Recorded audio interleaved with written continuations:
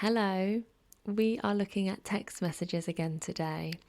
I feel it's important to include some of the actual contact that was taking place between Mr. C and I. The process of putting this series together is very therapeutic, but I'm not going to lie and say that reading some of the correspondence is easy. In order to put together these instalments, I take the text message exchange of the day and I print it off, and then I read through it in a paper format as opposed to scrolling on my phone. Today's exchange is only 3 pages long, which is actually pretty short in comparison to others. However, the thing that sticks out for me with today's messages is that it is my messages which cover the majority of the pages.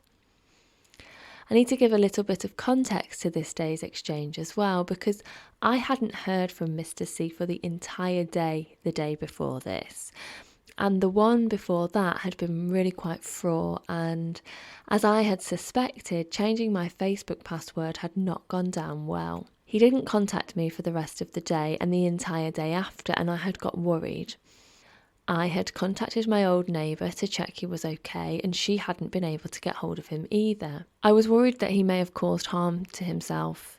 He had made an attempt to take his life around 6 months before this when I had left, and despite him refusing to go with the paramedics and no one being very sure exactly what or how many tablets he had taken, as far as I knew it was a genuine suicide attempt, and I was worried that he would harm himself a second time.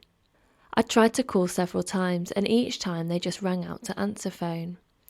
After trying him a few times in the morning, again with no answer, I receive a message around 9 a.m. saying that he will call me in a while. I don't know what it was, previous experience I guess, but I was so apprehensive of that call. I asked him if he could let me know what time, and an hour later he called me. The call didn't last long, and he unleashed a barrage of abuse at me about leaving him alone at this time and that I couldn't possibly have a heart, how difficult it was for him to be on his own, and that he was looking after my dog. I'll do an instalment that explains the dog situation a little more soon. Anyway, I'd hung up. With already having my suspicions of narcissism and gaining more understanding of why communication like grey rock even existed, I think I just wanted to get it all off my chest before the inevitable happened and I stopped feeding him with communication supply. And so, once I realised that he was in fact safe and had been giving me the silent treatment, I then send line after line of message, starting with me stating that I will be going to the house to collect my belongings, to me then deciding that I wouldn't be doing that and suggesting that I help him to sort the property, only to decide in the next text message to that I won't be doing that either. And then finally I suggest we should work together before sending a message 20 minutes later saying I don't want to help him or work together anymore. These messages have been hard for me to read. The woman that wrote them is unrecognisable to me. It really is the trauma bond at work. And I used to smoke, and I'd tried to quit a couple of times in my 15 years of smoking. And reading these messages feels like the same kind of power play that is going on between you and your willpower when you try to quit. However, in these messages, it's all written out. It's those moments when you're quitting and you say, oh, I'll just have half a cigarette, or I'll only have them when I'm out with friends, or just after a meal, or I'll keep a pack in the drawer just in case. It's exactly the same in these text messages. I'm coming over to get my stuff. No, I'm not. I will help. I won't. I want to work together. I don't. It's the power play between my subconscious and my willpower, trying to draw me back to what is comfortable, yet reminding me how dangerous that is for me. In truth, I needed to write these messages. I needed to get them out of my system, and after a whole A4 page of messages, he doesn't acknowledge any of it. He asks if I can talk on the phone, and I tell him I am spending time with my daughter and that I stand by my last message and don't want to continue to communicate with him due to the emotional stress it's causing me. He says that he won't text, so that is that, and then asks me to tell my daughter that he loves her. I send another 3 messages asking him why he won't text, suggesting that he emails or that we arrange what we will discuss by telephone before actually taking the call.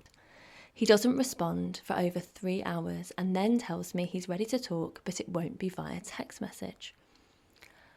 I must have not had my phone on me because I didn't respond, and an hour later he sends me a message asking if I had dyed my hair. And then he says, wow, I remember panicking when I received this message. Even though the hair dye was for my sister, it was an emotional reaction I had absolutely no control over at the time. The reason I hadn't actually had my hair cut, let alone dyed for years, was because of the comments or implications that I must have someone to impress if I did anything that remotely enhanced my appearance. The irony was that he was very obsessed with his image, and when it came to going anywhere together, our image was of utmost importance. But it was all those accusations, the hours of questioning I had endured in the past that were all centred around the idea that I was unfaithful. They had come flooding back with the message, and I even felt like I should send a photograph of my sister's hair when it was dyed to prove it wasn't for me. Or whilst he continued to put 2 and 2 together and make 5. It was all so crazy making and so anxiety inducing. There is another message full of self-pity a little later in the day, and then a couple of messages that he had deleted after they sent. I can't remember what they said, but he sends a message soon after that says, "I deleted the messages because I thought they were unfair." He had a habit of sending me awful text messages and then deleting them. I thought it was because he regretted what he said, but in hindsight, and with this constant request to use the telephone, it was more than likely that he didn't want there to be any evidence of the cruel and hurtful things he would say. I respond with a simple okay, and he tells me that I won't get my own way this time, an indicator that his priority is control, even if that means projecting it onto me. Us humans tend to speak in a language that reflects our inner world, even if we don't realise it. As hard as some of these messages are for me to read, this day's exchange marked a definite change in my understanding of narcissism and the need to use the grey rock strategy. If I was ever to recover any of mine and my daughter's belongings, I needed a better way to communicate. The more I read, the more I resigned myself to the idea that I really had walked away from every little thing that was mine. And as each one-lined, unrelated, crazy-making message came in, it was confirming to me that he had no desire to do the right thing by me, and moreover by my daughter. He was happy for her to be without her clothes and toys as long as I was hanging on to his every word. And so it continued. For now. Thank you for listening, and as always, you are so welcome to join us in the Facebook group where we will be discussing this instalment in a little more detail. You can find all the links you need in my bio or in the comments or on the post. And remember, my inbox is always open for you guys.